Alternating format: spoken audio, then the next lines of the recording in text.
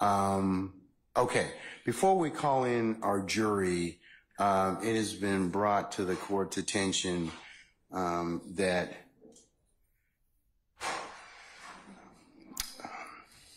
Mr. Copeland's counsel, Ms. Bumpus, would like to be released. Is that correct, madam? Yes, sir. Okay, all right.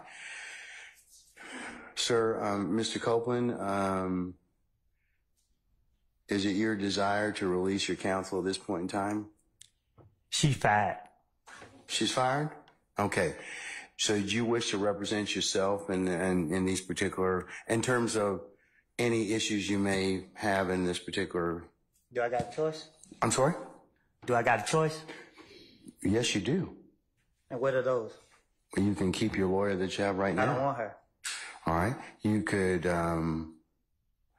certainly hire another lawyer, or the court could appoint you a lawyer.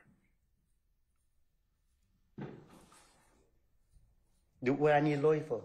It's just the court is just asking you whether it's your choice, sir. I'm good.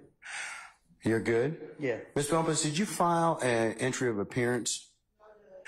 All right. Did you, under the Uniform Superior Court rules, file a motion to withdraw pursuant to the Uniform Superior Court rules? I mean, I know you give an oral notice, but usually it has to be in writing, and he has 10 days to object.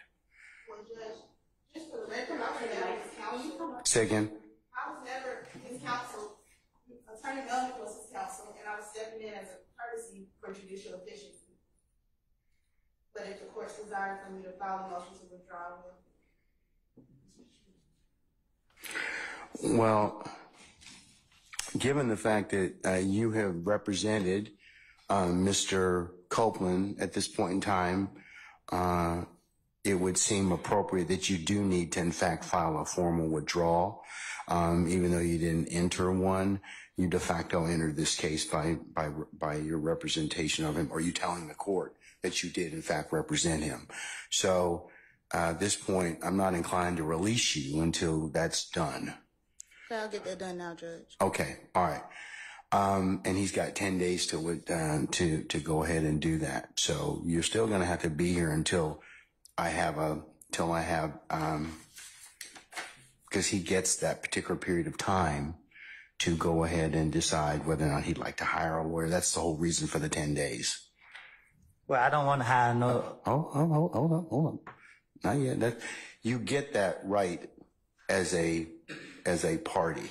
Okay. I do get right. You do. Yes. You get that right to hire a new lawyer. You get the right to do a couple things. One, to decide whether or not you can release her.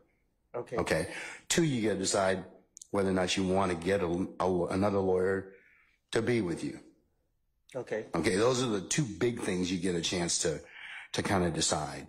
But what I'm going to do at this point in time is, since she's representing you, I'm going to make her file a formal notice to withdraw. She's orally told you at this point in time she wants to withdraw. But you're on the stand. You're testifying at this point in time. So I'm not going to let her withdraw at this point. Well, Your Honor, I just like to say, before he started testifying, I was fired. I don't know that, ma'am. That's not something that I have notice or knowledge of. So, that's the whole purpose of the rule, so that we can flesh out all those things. So at this point in time, I'm not inclined to let you go at this point. I'm sorry that you put yourself in this particular situation with you and Mr. Melnick and whatever, but, Mr. Copeland does have rights in this particular circumstance. So file a proper notice to withdraw. I'll give once it's filed, if you file it today, I'll give Mr. Copeland the 10 days, but until such time as I rule upon that and he gets that and gets an opportunity to think about what he'd like to do, I'll go ahead and insist that you remain with us while he's on the stand.